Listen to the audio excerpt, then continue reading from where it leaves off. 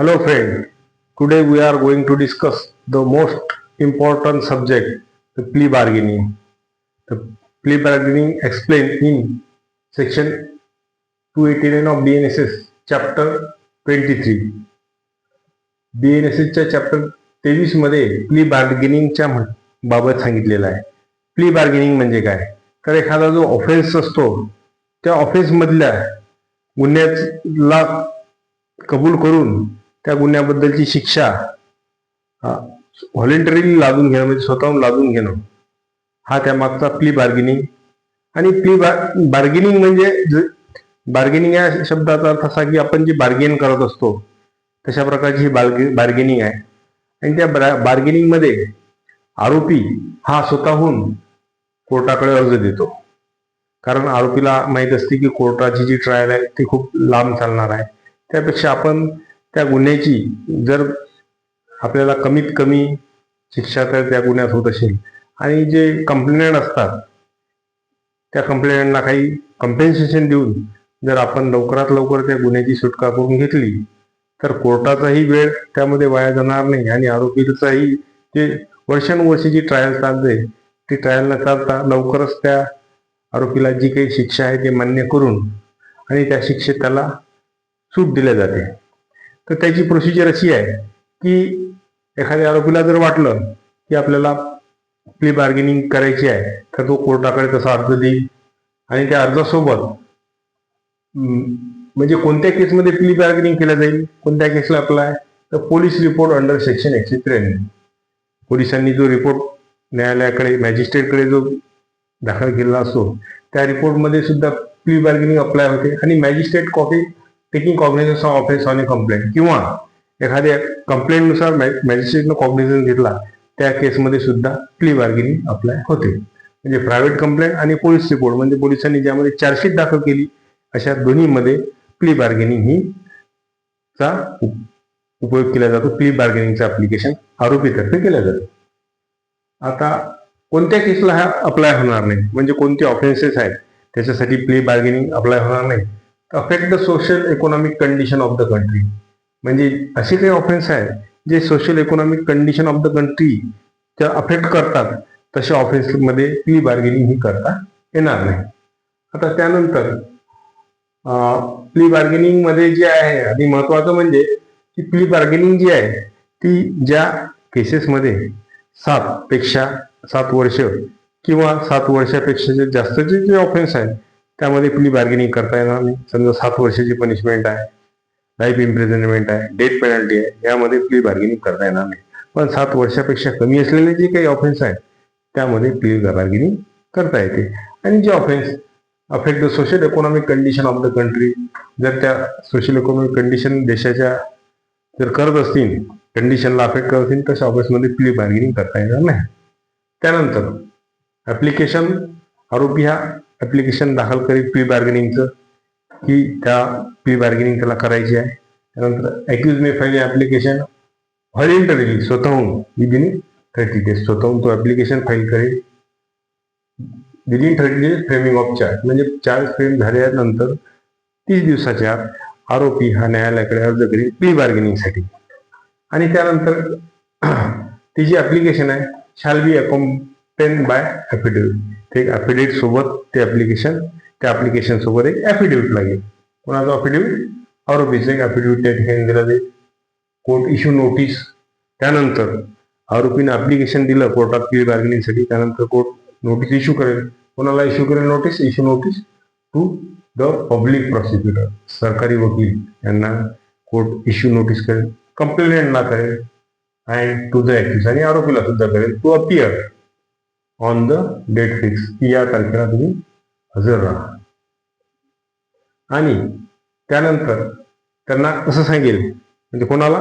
आरोपी, public prosecutor आणि complaint यांना असं सांगेल कोर्टाकडून की तुम्ही एक to workout of mutually satisfactory disposition, एक वर्कआउट म्युच्युअली सॅटिस्फॅक्टरी डिस्पोजिशन म्हणजे तुम्ही सॅटिस्फॅक्टरी म्हणजे तुम्ही पब्लिक प्रॉसिक्युटर, कंप्लेंट आणि व्हिक्टिम यांनी मिळून एक सॅटिस्फॅक्टरी डिस्पोजिशन तयार करायचं की त्यामध्ये जो कंप्लेंट असतो किंवा जो व्हिक्टिम असतो तो मान्य करेल की आरोपीनं मला एवढा कॉम्पेन्सेशन द्यायचं, सरकारी वकील सांगतील आरोपीला की तुला एवढी एवढी सजा त्या ठिकाणी दिल्या जाईल, असं सगळं त्यांचं जे म्युच्युअली सॅटिस्फॅक्टरी डिस्पोजिशन जर झालं तर तो जो रिपोर्ट आहे, त्यांचा जो रिपोर्ट आहे तो न्यायालयाकडे दिला जाईल.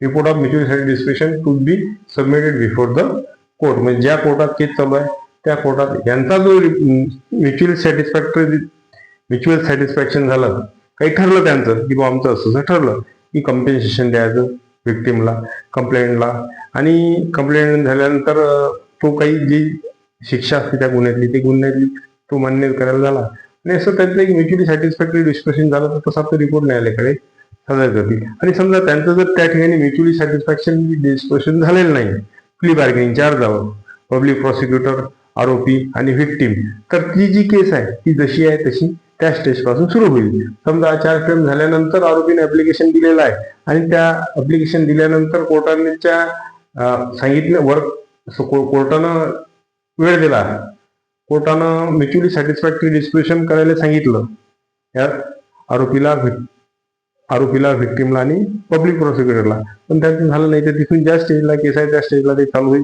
त्यामध्ये यामध्ये ज्या काही बाबी डिस्कस झाल्या त्या बाबी त्या केसमध्ये आणता येणार नाही. त्यानंतर ज्याप्रमाणे आपली ट्रायल चालते त्याप्रमाणे ट्रायल. पण जर त्यांचं जर म्युच्युअली सॅटिस्फॅक्शन डिस्पोज झालं तर court award compensation to the व्हिक्टिमला त्या ठिकाणी कम्पेन्सेशन कोर्ट अवॉर्ड करेल. त्यानंतर may release accuse on probation. जर तो असा काही ऑफेन्स असला की त्यामध्ये आरोपीला प्रोबेशनवर सोडता येईल तर त्याला कोर्ट प्रोबेशनवर सोडेल. किंवा minimum punishment half of the punishment. म्हणजे जर एखाद्या गुन्ह्यातली जेवढी मिनिमम पनिशमेंट असते, समजा एखाद्या गुन्ह्यामध्ये मिनिमम पनिशमेंट असते 1 वर्ष आणि मॅक्झिमम असते 3 वर्ष, तर त्या मिनिमम पनिशमेंट जी आहे त्याच्यापैकी अर्धी पनिशमेंट म्हणजे 6 महिन्याची पनिशमेंट आरोपीला दिल्या जाईल की 6 महिन्यात तू तुरुंगात राहायचं आणि त्यानंतर तेवढी त्याला शिक्षा दिल्या जाईल. म्हणजे 3 वर्षापेक्षा मिनिमम पनिशमेंट पैकी म्हणजे 1 वर्षातली अर्धी शिक्षा आहे. किंवा तर जर आरोपी हा फर्स्ट टाइम ऑफेंडर असला तर त्याला 1/4 ऑफ म्हणजे मिनिमम पनिशमेंट पेक्षा कमीत कमी 1/4 दिल्या जाईल.